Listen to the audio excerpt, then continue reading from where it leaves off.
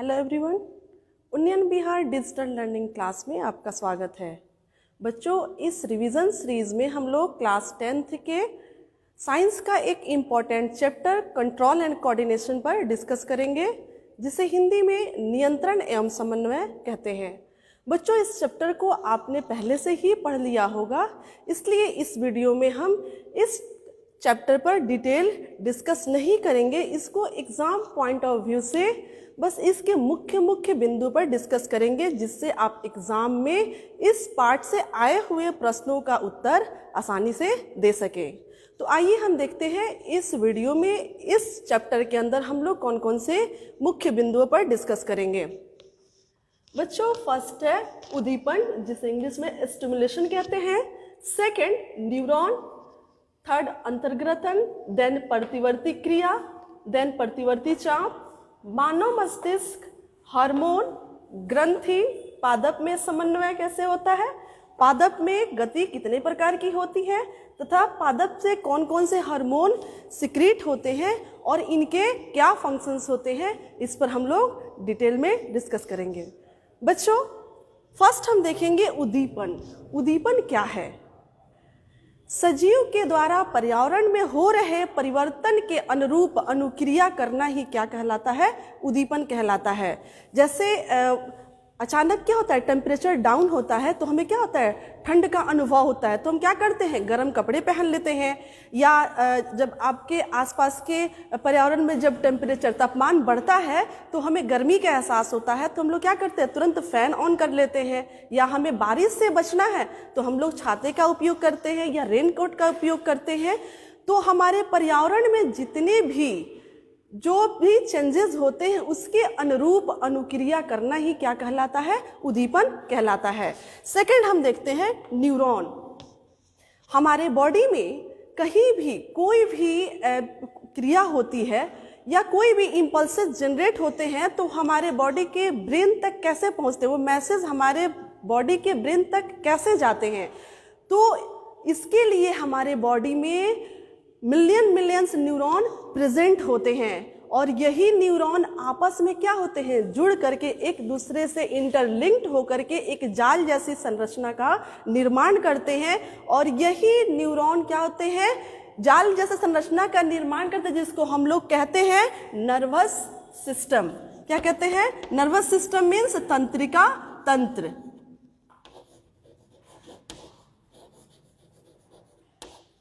और यही nervous system message को क्या करते हैं, हमारे ब्रेन तक ले जाने का कार्य करते हैं। जैसे हमें कोई टच करता है, वो मैसेज, या हमें अधिक ठंड लगती है या गर्मी लगता है, या हम कहीं जा रहे हैं तो हमारे पैर में अचानक कोई कीड़ा काट ले या कुछ पिन किल चुभ जाए, वो मैसेज हमारे ब्रेन तक कौन ले जाता है? यही नर्वस सिस्टम हमारे ब्रेन तक उस मैसेज को ले जाते हैं और ब्रेन क्या करता है, फिर उस पर एनालिसिस कर फिर उस अंग को डायरेक्शन देता है कि इसके आगे तुमको क्या करना है। तो नर्वस सिस्टम, ये सिस्टम किसके बने होते हैं? नर्वस सिस्टम ये बने होते हैं नर्वस टिश्यू के।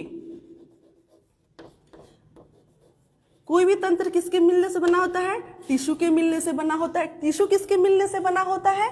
ये बने होते हैं सेल के मिलने से। और ये सेल क्या कहलाते हैं? ये सेल कहलाते हैं जो नर्वस टिश्यू को बनाते हैं, उस सेल को कहते हैं हम लोग न्यूरॉन। ये न्यूरॉन क्या है? एक कंप्लीट सेल है। न्यूरॉन क्या है? एक कंप्लीट सेल है जो कि क्या करते हैं, आपस में संगठित होकर के क्या बनाते हैं, नर्वस सिस्टम को बनाते हैं।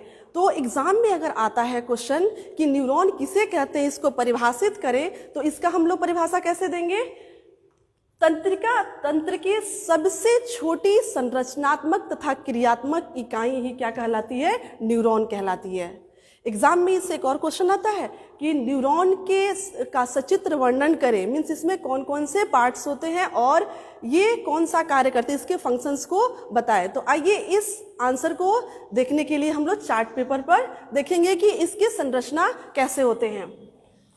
ये है न्यूरॉन्स के फिगर। ये स्टार लाइक स्ट्रक्चर होते हैं जिसको हम लोग कहते हैं साइटन। इस साइटन के बीच में एक केंद्रक प्रेजेंट होता है और इस साइटन से पतले पतले धागे नुमा संरचना निकलते हैं जिसको हम लोग कहते हैं डेंड्राइट्स, इसे हिंदी में कहते हैं ध्रुमिका। साइटन को हिंदी में कहते हैं कोशिकाएं, काय तथा केंद्रक को हिंदी में कहते हैं न्यूक्लियस को हिंदी में कहते हैं केंद्रक। इस साइटन से एक पतली लंबवत संरचना निकलती है जिसको हम लोग कहते हैं एक्सोन, और यही एक्सोन लास्ट में जाकर के क्या हो जाते हैं, ब्रांच्ड हो जाते हैं और ये नर्व एंडिंग का निर्माण करते हैं, तंत्रिका का अंतिम सिरा का निर्माण करते हैं। ये तो हो गए इसके संरचना। ऐसे ही एक न्यूरॉन दूसरे न्यूरॉन से, दूसरा न्यूरॉन तीसरे न्यूरॉन से क्या होते हैं, जुड़े होते हैं, और एक न्यूरॉन मैसेज को रिसीव करता है, फिर वो दूसरे न्यूरॉन को पास आउट करता है, फिर दूसरा तीसरे को, ऐसे करते हुए मैसेज हमारे ब्रेन तक पहुंचते हैं। इस टॉपिक से एक और क्वेश्चन आता है, सिनेप्स क्या है? सिनेप्स को हिंदी में कहते हैं अंतर्ग्रथन। अंतर्ग्रथन में अगर आता है, इसको परिभाषित करें तो इसको हम लोग लिखेंगे कि यहाँ दो तंत्रिकाओं के बीच में जो गैप प्रेजेंट होता है इसको कहते हैं हम लोग सिनेप्स। तो कैसे लिखेंगे कि दो तंत्रिका के मध्य में स्थित रिक्त स्थान को हम लोग कहते हैं सिनेप्स। ये सिनेप्स का क्या फंक्शन होता है? ये हमेशा क्या करता है, रासायनिक आवेग के संचरण में मदद करता है। अब कैसे इसमें मदद करता है इसको हम देखते हैं। सबसे पहले इसको समझने के लिए हम देखेंगे कि न्यूरॉन मैसेज को कैसे रिसीव करता है और कैसे एक न्यूरॉन से दूसरे न्यूरॉन में मैसेज जाते हैं। ये न्यूरॉन्स के डेंड्राइट्स मैसेज को हमारे सेंसरी ऑर्गन से, जैसे कि हमारे आंख, नाक, कान या त्वचा से मैसेज को क्या करते हैं, रिसीव करते हैं। और ये किस फॉर्म में मैसेज रिसीव होते हैं? रासायनिक आवेग के रूप में। और जैसे ही ये मैसेज इस साइटन में आता है तो साइटन में एक स्पेशल कैरेक्टर होता है। ये साइटन क्या करता है, इस रासायनिक आवेग को विद्युतीय आवेग में चेंज कर देता है। और चूंकि विद्युत का आवेग क्या होता है, बहुत ही ज्यादा होता है, बहुत ही फास्ट फ्लो होता है, तो ये विद्युतीय आवेग क्या होते हैं, यहाँ से एक्सॉन से होते हुए कहाँ पहुंचते हैं, इस नर्व एंडिंग में। और चूंकि नर्व एंडिंग के बाद यहाँ पे क्या है, गैप प्रेजेंट है, तो विद्युत का आवेश विदाउट सर्किट नहीं होता, आवेग का जो संचालन होता है विदाउट सर्किट नहीं होता है। मीन्स यहाँ गैप है तो यहाँ से आगे ये विद्युतीय आवेग नहीं आगे जाएंगे। तो ये नर्व एंडिंग क्या करता है, उस विद्युतीय आवेग को फिर से रासायनिक आवेग में चेंज करता है और इस रासायनिक आवेग को इस सिनेप्स में क्या करता है, रिलीज कर देता है, जहां दूसरे न्यूरॉन के डेंड्राइट्स यहां प्रेजेंट होते हैं और इस मैसेज को फिर से रिसीव करके नेक्स्ट न्यूरॉन को देते हैं, नेक्स्ट न्यूरॉन फिर उसके बाद वाले न्यूरॉन को देते हैं। इस प्रकार से ये न्यूरॉन्स अपना फंक्शंस करते हैं। तो ये तो हो गया न्यूरॉन के स्ट्रक्चर और उसके फंक्शन। इसके बाद इससे एक क्वेश्चन आता है, प्रतिवर्ती क्रिया क्या है तथा प्रतिवर्ती चाप क्या है। प्रतिवर्ती क्रिया को हम लोग कहते हैं रिफ्लेक्स एक्शन। ऐसे तो हमारे बॉडी में जितनी भी क्रियाएं होती हैं सबका कंट्रोलिंग पावर किसके पास होता है, हमारे ब्रेन के पास। हमारा ब्रेन ही सारे कार्यों को क्या करता है, रेगुलेट करता है।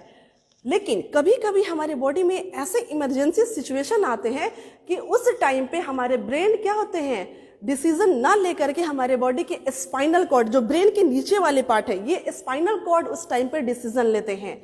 तो ये किस टाइम पे होता है, मान लीजिए कभी कभी हमारा हाथ अचानक किसी गर्म वस्तु से छू जाता है तो हम हाथ को क्या करते हैं, तुरंत पीछे की तरफ खींचते हैं कि हाथ हमारा जल न जाए। मीन्स प्रतिवर्ती क्रिया क्या होती है, इसका अगर आता है तो हम कैसे परिभाषित करेंगे कि सजीव के द्वारा उद्दीपन के प्रति अचानक तेज और गति से की गई अनुक्रिया ही क्या कहलाती है, प्रतिवर्ती क्रिया कहलाती है। मीन्स जैसे हमारा हाथ सटा, प्रतिक्रिया हम पहले देते हैं, पहले हम हाथ हटाते हैं तब समझ में आता है कि अगर हम यहाँ से हाथ नहीं हटाते तो क्या होता, हमारा हाथ जल जाता। तो इस टाइम पे हमारे जो भी बॉडी के जो कंट्रोलिंग जो पावर होता है उस ऐसे क्रिया में किसके पास होता है, हमारे स्पाइनल कॉर्ड इसका डिसीजन लेते हैं और तुरंत वो क्या करते हैं, हमारे हाथ को तुरंत वो ऑर्डर देते हैं कि तुम वहां से अपने हाथ को खींचो, नहीं तो हाथ क्या हो जाएगा, जल जाएगा। या मान लीजिए अगर हम कहीं जा रहे हैं, अचानक किसी ने आपके आगे नकली सांप फेंक दिया, हम क्या होता है, डर के पीछे की तरफ भागते हैं और तब हम प्रतिक्रिया पहले दिखाते हैं और बाद में देखते हैं कि अरे ये तो नकली सांप है, इससे तो बेवजह ही हम डर गए। तो ये होते हैं प्रतिवर्ती क्रिया। अब है प्रतिवर्ती चाप यानी रिफ्लेक्स आर्क। ये क्या होता है, जिस पथ के द्वारा जो भी ये रिफ्लेक्स एक्शन होते हैं, जिस पथ के द्वारा ये आवेग का संचरण होता है, उस पथ को हम लोग कहते हैं प्रतिवर्ती चाप। जैसे मैसेज कैसे, कहाँ से हमें रिसीव होता है, मैसेज सेंसरी ऑर्गन से रिसीव होता है, और मैसेज सेंसरी ऑर्गन के बाद कहाँ जाते हैं, ये जाते हैं हमारे स्पाइनल कॉर्ड में, और स्पाइनल कॉर्ड तुरंत क्या करता है, रिले न्यूरॉन्स के द्वारा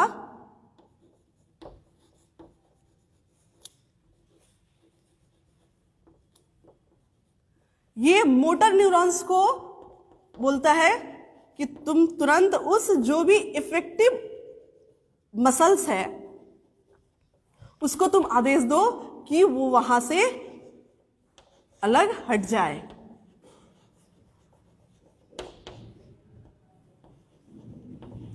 यानी जो इंपल्सेस जनरेट होता है और जिस पथ के द्वारा ये इंपल्सेस मैसेज या आवेग संचारित होता है, इस पथ को हम लोग कहते हैं प्रतिवर्ती चाप। ओके, अब हम देखेंगे मानव मस्तिष्क। मानव मस्तिष्क, इससे भी क्वेश्चन आता है, प्रतिवर्ती क्रिया तथा प्रतिवर्ती चाप क्या है, इसमें अंतर स्पष्ट करें। तथा मानव मस्तिष्क से क्वेश्चन आता है कि मानव मस्तिष्क के कौन कौन से पार्ट्स होते हैं और ये इनके फंक्शंस क्या होते हैं। तो आइए हम इसको अब देखते हैं कि मानव मस्तिष्क के कितने पार्ट्स होते हैं और इसके क्या फंक्शंस होते हैं। सबसे पहले हमारे जो ब्रेन है और हमारा जो स्पाइनल कॉर्ड है, इसको हम लोग सामूहिक रूप से कहते हैं क्या, सेंट्रल नर्वस सिस्टम। और ये सेंट्रल नर्वस सिस्टम यानी ब्रेन और हमारे स्पाइनल कॉर्ड दोनों ही बहुत ही डेलिकेट ऑर्गन है, बहुत ही सॉफ्ट ऑर्गन है। इसको अगर सॉफ्ट ऑर्गन होता है तो क्या करते हैं, उसको ज़्यादा से ज़्यादा प्रोटेक्शन चाहिए। तो हमारे मस्तिष्क को प्रोटेक्शन कौन देता है, तो हमारे मस्तिष्क एक बोनी बॉक्स में क्या होते हैं, सुरक्षित होते हैं, जिसको हम लोग कहते हैं क्रैनियम। जिस भी बोनी बॉक्स में ये सुरक्षित होता है, ये किसके बने होते हैं, ये बोन के बने होते हैं। और ये बोन कैसे होते हैं, इमूवेबल होते हैं, और ये बोन कहलाते हैं क्रैनियम, जिसको हम लोग खोपड़ी भी बोलते हैं। इसी के अंदर हमारा ब्रेन क्या होता है, प्रोटेक्ट रहता है। इस ब्रेन के और इस क्रैनियम के बीच में बहुत सारे फ्लूइड फील्ड स्ट्रक्चर होते हैं, और वो क्या करते हैं, वो शॉक एब्जॉर्बर का कार्य करते हैं। मीन्स वो बाहरी आघातों से हमारे ब्रेन को बचाने का कार्य करते हैं। जैसे हमारा ब्रेन इस क्रैनियम के द्वारा प्रोटेक्ट किया जाता है, वैसे ही हमारे स्पाइनल कॉर्ड रीढ़ की हड्डी के द्वारा प्रोटेक्ट किए जाते हैं, सुरक्षा पर उसके द्वारा उसको सुरक्षा प्रदान किया जाता है। आइए हम देखते हैं हम ब्रेन के कितने पार्ट्स होते हैं। ब्रेन को मेनली 3 भागों में डिवाइड किया गया है, फोर ब्रेन, मिड ब्रेन तथा हाइंड ब्रेन। फोर ब्रेन को हिंदी में कहते हैं अग्र मस्तिष्क, मिड ब्रेन को कहते हैं मध्य मस्तिष्क, और हाइंड ब्रेन को कहते हैं पश्च मस्तिष्क। फोर ब्रेन हमारे ब्रेन का सबसे बड़े भाग का निर्माण करता है। ये जितने भी कॉन्वोल्यूटेड से स्ट्रक्चर दिख रहे हैं, दिस इज फोर ब्रेन। ये जितने भी हैं ये सारे के सारे क्या होते हैं, फोर ब्रेन होते हैं। इसके बीच में क्या होते हैं, कुछ भाग धसे रहते हैं, कुछ भाग उभरे हुए रहते हैं, इसको हम लोग कहते हैं सल्कस तथा गाइरस। और ये जो उभरे हुए भाग है ये क्या कहलाते हैं, सेरेब्रम कहलाते हैं। सेरेब्रम ये हमारे ब्रेन का मेन थिंकिंग पार्ट है, और ये क्या करता है, हमारे बॉडी में जितने भी वॉलंटरी एक्शन होते हैं, मीन्स जो हमारे इच्छा के अधीन होते हैं, उन सारी क्रियाओं को नियंत्रित करता है। जिस भी व्यक्ति में ये सेरेब्रम जितना डेवलप होगा, वो व्यक्ति उतने ही प्रखर बुद्धि का होगा, उतना ही बुद्धिमान होगा। और जिस मनुष्य में ये सेरेब्रम कम डेवलप होता है, वो बच्चे या वो व्यक्ति क्या होते हैं, मंद बुद्धि होते हैं। इसके नीचे वाला जो पार्ट होता है वो क्या कहलाता है, डायंसेफ्लॉन कहलाता है, जो कि मिड ब्रेन से जुड़ा रहता है। अब हम देखते हैं मिड ब्रेन पे आते हैं हाइपोथैलेमस तथा पिट्यूटरी ग्लैंड। हाइपोथैलेमस क्या करता है, ये हमारे बॉडी में हार्मोन के कंसंट्रेशन को कंट्रोल करता है, और इसके साथ साथ ये पिट्यूटरी ग्लैंड के सिक्रेशन को भी कंट्रोल करता है। ये पिट्यूटरी ग्लैंड ये मटर के दाने के समान संरचना होते हैं, और ये बहुत सारे ग्रोथ हार्मोन को सिक्रेट करते हैं, जिसके बारे में हम आगे बात करेंगे। तो ये पिट्यूटरी ग्लैंड को हम मास्टर ग्लैंड के नाम से भी जानते हैं। अगर एग्जाम में इससे क्वेश्चन आता है कि मास्टर ग्लैंड किसे कहते हैं, ऑप्शन में होगा पिट्यूटरी ग्लैंड, तो हम लोग क्या टिक करेंगे, पिट्यूटरी ग्लैंड को हम लोग मास्टर ग्लैंड भी कहते हैं।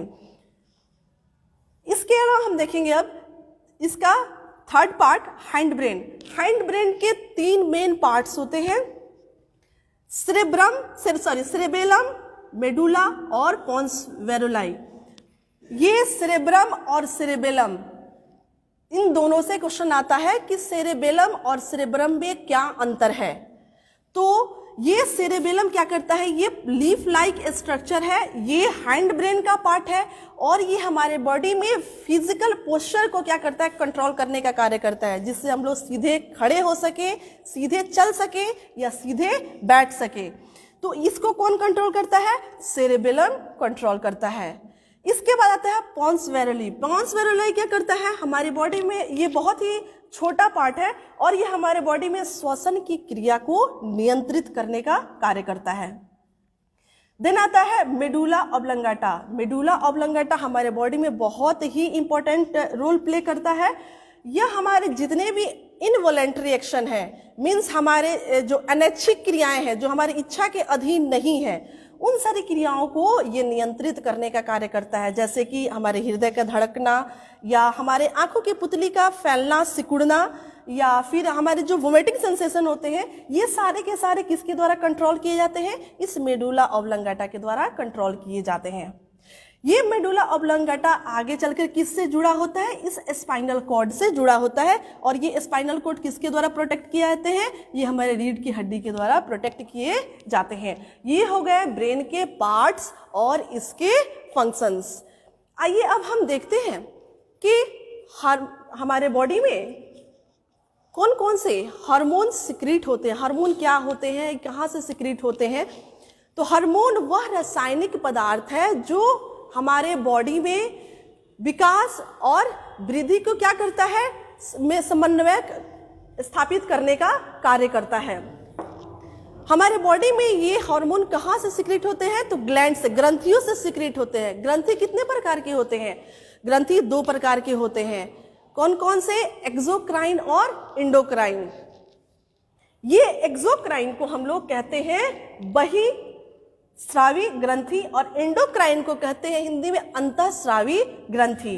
एक्सोक्राइन ग्लैंड अपने हार्मोन कहाँ सिक्रीट करते हैं, तो ये डक्ट के द्वारा, ये डक्ट में अपना हार्मोन सिक्रीट करते हैं। डक्ट के द्वारा वो उस विशेष क्षेत्र तक पहुंचाया जाता है। जैसे कि इसमें एग्जाम्पल में आते हैं लार ग्रंथि या श्वेत ग्रंथि या फिर पाचन ग्रंथि, ये सारे एक्सोक्राइन ग्लैंड के एग्जाम्पल हैं। तथा इंडोक्राइन ग्लैंड ये अपना सिक्रेशन कहाँ सिक्रीट करते हैं, ये सीधे अपना सिक्रेशन हमारे ब्लड या लिम्फ में सिक्रीट करते हैं और फिर उस ब्लड और लिम्फ के द्वारा ये जो हार्मोन है हमारे बॉडी के उस पार्ट्स में जाते हैं जहां इसकी रिक्वायरमेंट होती है। तो इंडोक्राइन ग्लैंड क्या होते हैं, ये डक्टलेस होते हैं, इनमें कोई डक्ट प्रेजेंट नहीं होता है। और एक्सोक्राइन ग्लैंड क्या होते हैं, विथ डक्ट, इनमें डक्ट प्रेजेंट होता है। एग्जाम में इससे भी क्वेश्चंस आते हैं कि एक्सोक्राइन ग्लैंड और इंडोक्राइन ग्लैंड में क्या डिफरेंस है। ओके, अब हम देखते हैं कि इंडोक्राइन ग्लैंड से कौन कौन हार्मोन सिक्रीट होते हैं और उनके क्या फंक्शंस होते हैं। इससे क्वेश्चन एग्जाम में बहुत सारे आते हैं, लॉन्ग क्वेश्चन भी आते हैं और इससे शॉर्ट क्वेश्चन भी आते हैं।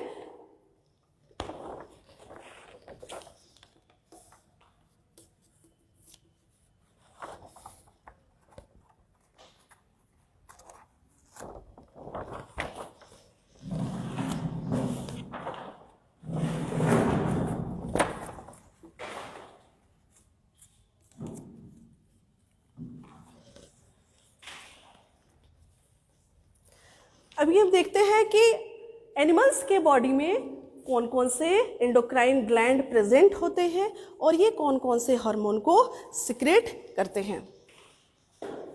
फर्स्ट हम देखेंगे हाइपोथैलेमस। हाइपोथैलेमस ये हमारे ब्रेन में प्रेजेंट होते हैं।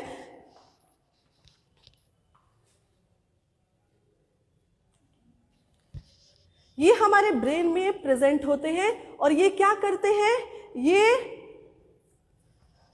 हार्मोन्स के सिक्रेशन को के कंसंट्रेशन को कंट्रोल करते हैं। हाइपोथैलेमस इसके अलावा ये क्या करते हैं, हमारे बॉडी में कहीं भी अगर कोई भी हार्मोन्स की कमी गड़बड़ी होती है तो ये हाइपोथैलेमस तुरंत पिट्यूटरी ग्लैंड को क्या करते हैं, वो डायरेक्ट करते हैं कि तुम जाओ देखो कि कहाँ हार्मोन्स में गड़बड़ी है। अगर उसकी अधिकता है तो वो पिट्यूटरी ग्लैंड उसको कम करता है, और कम सिक्रीट होते हैं तो उसको क्या करता है, बढ़ाने का कार्य करता है।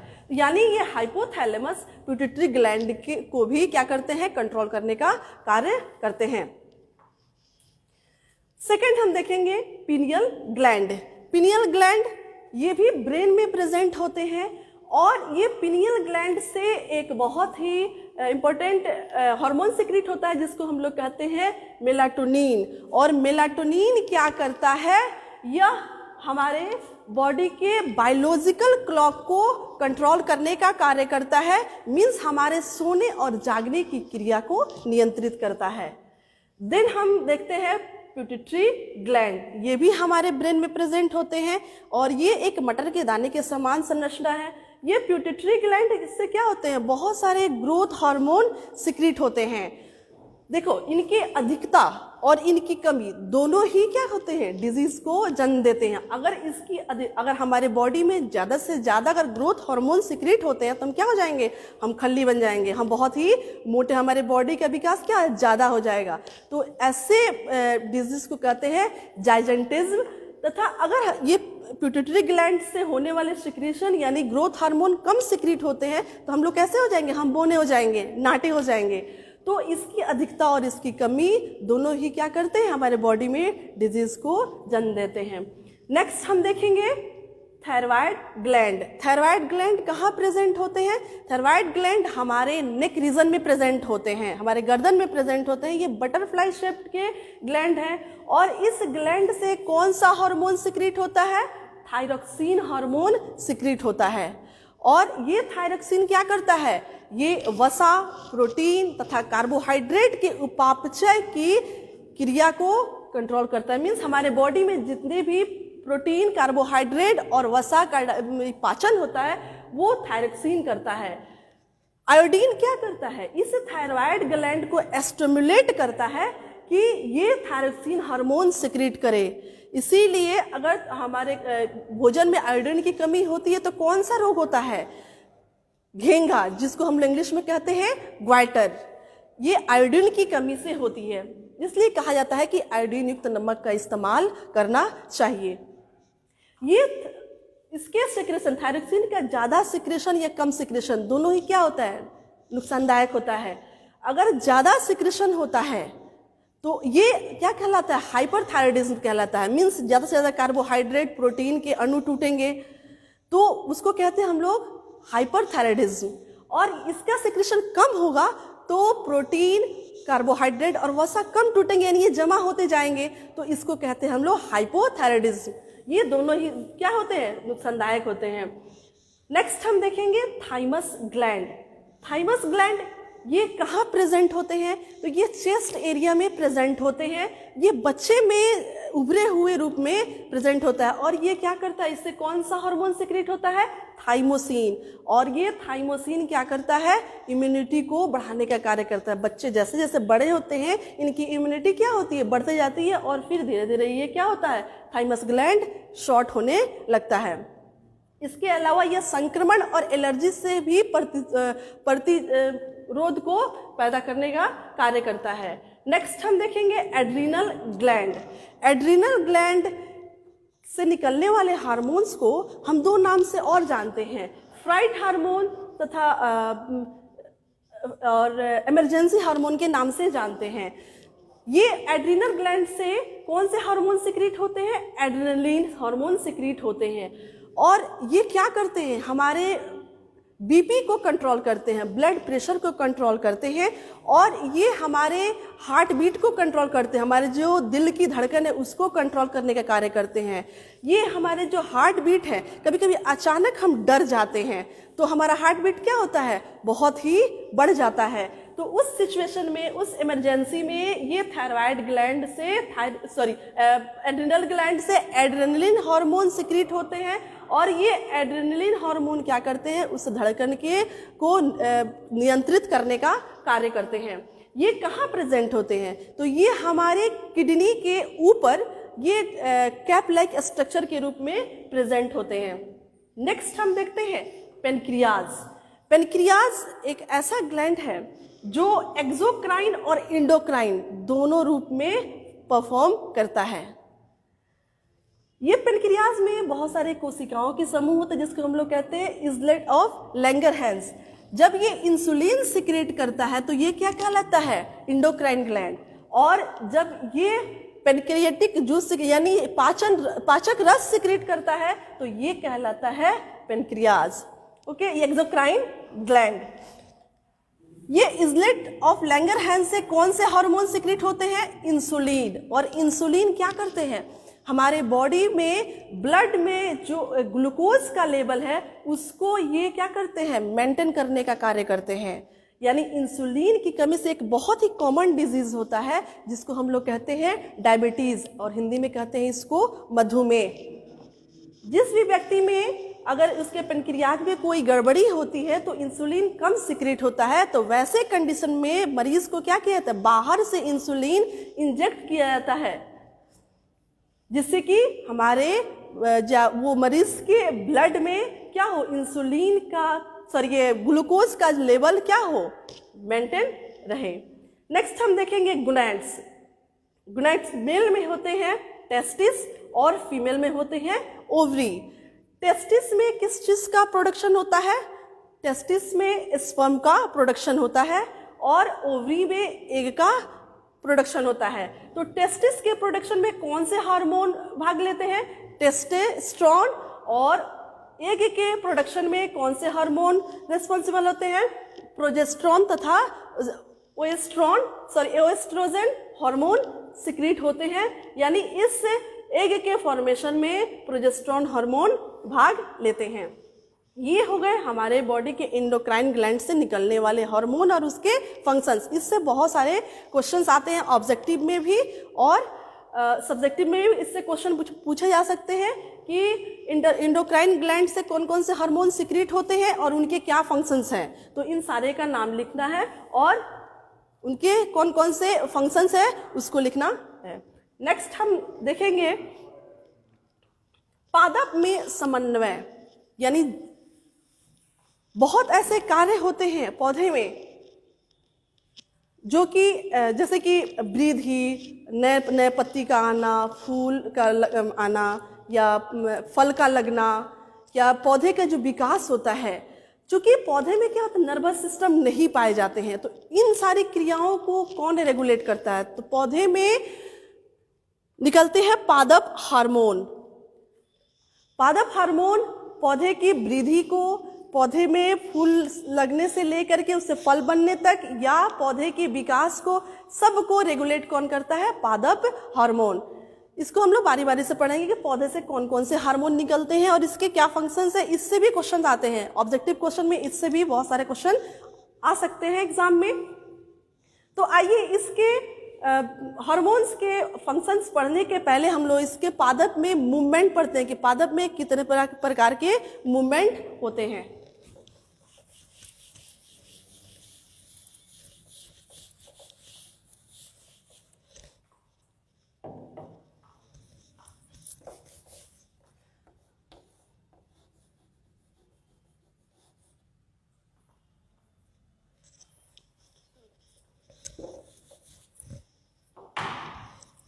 Movement in plant. प्लांट में दो तरह के मूवमेंट होते हैं।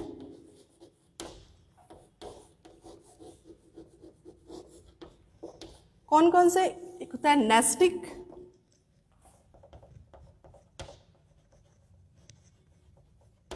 And second tropic movement. इसको हिंदी में कहते हैं अनुवर्तन। ट्रॉफिक को हिंदी में कहते हैं अनुवर्तन तथा नेस्टिक को कहते हैं असुखाई गति। प्लांट में दो तरह के मूवमेंट होते हैं। नेस्टिक मूवमेंट क्या होते हैं? जैसे हम लोग छुई मुई के पौधे को छूते हैं तो ये क्या होते हैं? स्टिमुलस के द्वारा ये क्या होता है? पत्तियां क्या होती है? सिकुड़ जाती हैं, लेकिन ये कोई भी ग्रोथ शो नहीं करती, इनमें कोई भी वृद्धि नहीं होता है। तो वैसे मूवमेंट को हम लोग कहते हैं nastic movement. Second, tropic movement, जिसे हिंदी में कहते हैं अनुवर्तन। इसमें मूवमेंट क्या होता है? एक पार्टिकुलर डायरेक्शन में होता है। मीन्स कोई भी स्टिमुलस की तरफ इसमें क्या होता है? मूवमेंट होता है प्लांट का। ये मेनली 4 टाइप्स के होते हैं। पहला है प्रकाशानुवर्तन, जिसको इंग्लिश में फोटोट्रॉपिज्म कहते हैं। सेकेंड, जलानुवर्तन,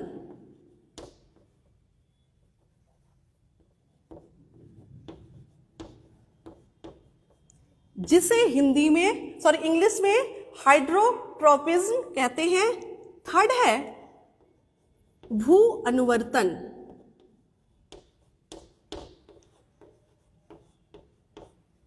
जिसे हिंदी में जियोट्रोपिज्म कहते हैं, इंग्लिश में जियोट्रोपिज्म कहते हैं। तथा फोर्थ रासायनिक अनुवर्तन,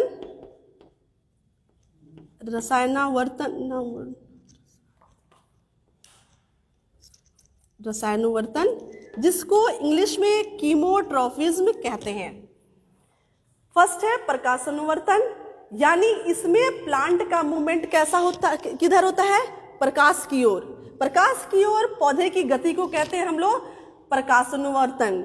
जैसे एक अंधेरे कमरे में हम एक प्लांट को रख दे, एक पौधे को रख दे, इसमें एक सुराख, ऐसा कमरा हो जिसमें एक सुराख से सिर्फ सनलाइट आ रहा हो, तो कुछ दिनों में हम देखेंगे कि पौधे का जो मूवमेंट है उस प्रकाश की तरफ होने लगा। मीन्स उसकी जो तने की जो वृद्धि है प्रकाश की ओर होने लगी। तो वैसी वृद्धि को या वैसे मूवमेंट को हम लोग कहते हैं प्रकाशानुवर्तन या फोटोट्रॉपिज्म। सेकेंड, जलानुवर्तन यानी हाइड्रोट्रोपिज्म। इसमें क्या होता है? इसमें मूवमेंट किधर होता है? प्लांट का जल की ओर। और जल की ओर कौन बढ़ता है? पौधे की जड़ें। तो पौधे की जड़ें क्या होती हैं? इसी गति के कारण बहुत दूर दूर तक फैली होती हैं। तो जल की ओर के मूवमेंट को हम लोग कहते हैं क्या? जलानुवर्तन। नेक्स्ट, भू अनुवर्तन, भूमि की ओर मूवमेंट। पौधे भूमि के ऊपर भी बढ़ते हैं और भूमि के नीचे भी बढ़ते हैं। तो ये 2 तरह के होते हैं, एक होता है पॉजिटिव और एक होता है नेगेटिव।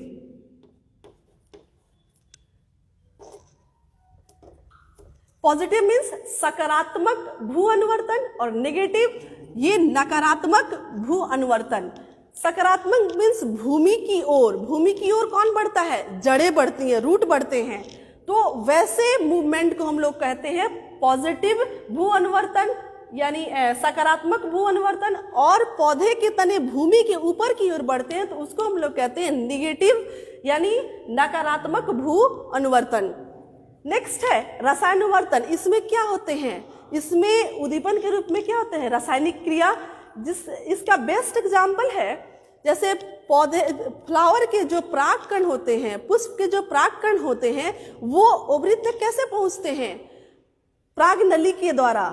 तो ये इसमें कौन सी क्रिया? तो जो पराग नली का निर्माण होता है उसमें क्या होती है? रासायनिक क्रिया होती है। और वैसे मूवमेंट परागकण जिस नली के द्वारा ओवरी तक पहुंचते हैं वो किसके द्वारा होता है? रासायनिक क्रिया के द्वारा होती है। उस रासायनिक क्रिया को या उस रासायनिक ये गति को कहते हैं रसायनुवर्तन। इसके बाद हम देखेंगे पौधे से कौन कौन से हार्मोन सिक्रीट होते हैं और ये क्या कार्य करते हैं। पौधे में मेनली 5 तरह के हार्मोन सिक्रीट होते हैं: ऑक्सीन, जिब्रेलिन, साइटोकाइनिन्स, एथिलीन तथा एब्सिसिक एसिड। ये ऑक्सीन कहाँ प्रेजेंट होते हैं? ये पौधे के हमेशा सूट के टिप पे मीन्स जो तना होता है, तने के सबसे शीर्ष वाले भाग पे ये प्रेजेंट होते हैं, तने के सबसे शीर्ष वाले भाग पे। और ये क्या करते हैं, ये इसके ग्रोथ को इंड्यूस करते हैं, मीन्स इसके ग्रोथ को बढ़ाने का कार्य करते हैं। इसके साथ साथ ये जड़ों के जो टिप होते हैं वहां भी ये ऑक्सिन प्रेजेंट होते हैं, यानी ये क्या होते हैं, ग्रोथ हार्मोन होते हैं। इसके अलावा ये फ्लावरिंग में भी मदद करते हैं, पुष्पन में भी मदद करते हैं। इसके अलावा ये जो सीड के जो डॉर्मेंसी होता है उसको तोड़ने का कार्य करते हैं, मीन्स बीज के जो सुसुप्ता अवस्था होता है उसको ब्रेक करने का कार्य करते हैं ये ऑक्सिन हार्मोन। नेक्स्ट हम देखेंगे जिब्रेलिन। जिब्रेलिन क्या करता है, ये स्टेम के इलोंगेशन को बढ़ाता है, मीन्स ये पौधे के तने की लंबाई को बढ़ाने का कार्य करता है। जब पौधे छोटे होते हैं तो इनके बीच में जो नोड प्रेजेंट होते हैं वो क्या होते हैं, छोटे होते हैं, लेकिन जैसे जैसे पेड़ बड़े होते हैं तो इनके स्टेम की लंबाई बढ़ती है, यानी ये स्टेम के इलोंगेशन में जिब्रेलिन क्या करता है, मदद करता है। इसके साथ साथ यह पुष्पन में भी सहायता करता है। और ये क्या करता है, ये स्टेम के इलोंगेशन में सहायता करता है, मीन्स ये भी क्या है, वृद्धि हार्मोन की तरह कार्य करता है। ये भी क्या है, ग्रोथ हार्मोन ही है। नेक्स्ट हम देखेंगे, इसके अलावा ये जिब्रेलिन सीड जर्मिनेशन में भी हेल्प करता है। अब है साइटोकाइनिन्स। साइटोकाइनिन्स क्या करते हैं, ये सेल डिवीजन की क्रिया में भाग लेते हैं तथा नंबर ऑफ सेल्स को ये क्या करते हैं, बढ़ाने का कार्य करते हैं। तो ये तीनों क्या हो गए, ये तीनों ग्रोथ हार्मोन हैं। ओके, अब हम देखेंगे इथाइलिन। इथाइलिन क्या करता है, ये एक ऐसा हार्मोन है जो गैसियस स्टेट में पाया जाता है, मीन्स गैस के रूप में पाया जाता है। और ये इथाइलिन क्या करता है, यह फलों को पकने में सहायता करता है, मीन्स फल का पकना किसके द्वारा होता है, इस इथाइलिन हार्मोन के द्वारा। नेक्स्ट हम देखेंगे एब्सिसिक एसिड। ये एब्सिसिक एसिड क्या करते हैं, ये ग्रोथ को क्या करते हैं, रोकने का कार्य करते हैं, मीन्स ये ग्रोथ इनहिबिटिंग हार्मोन के रूप में कार्य करते हैं। जैसे देखो, जब पक जाते हैं तो इनको पेड़ से अलग होना होता है, तो अलग होने के लिए ये क्या करते हैं, एब्सिसिक एसिड क्या करते हैं, उस फल को उस पेड़ से अलग करने का कार्य करते हैं, जिसके कारण क्या होता है, फिर उस फल के बीज से नए पेड़ क्या होते हैं, जर्मिनेट होते हैं, उगते हैं। इसके अलावा पत्ती को भी पौधे से अलग करने का कार्य करता है। जब पत्ती पुरानी हो जाती है तो उसमें क्या होता है, जब वेस्ट मटेरियल, पत्तियों में क्या होता है, वेस्ट मटेरियल स्टोर होता है, तो समय समय पर उसको क्या करना होता है, पेड़ से गिराना होता है। तो ये एब्सिसिक एसिड क्या करता है, उसको क्या करता है, पेड़ से अलग करने का कार्य करता है। ओके, तो ये हो गया प्लांट में प्रेजेंट ये हार्मोन और इनके फंक्शंस क्या क्या होते हैं। तो इस वीडियो में हमने कंट्रोल एंड कोऑर्डिनेशन चैप्टर के जो मेन पॉइंट्स है उसको कंक्लूड किया है। आप लोग इस वीडियो के माध्यम से और अपने टेक्स्ट बुक के माध्यम से इस चैप्टर को समझने की कोशिश करेंगे। तब तक के लिए thank you and best of luck.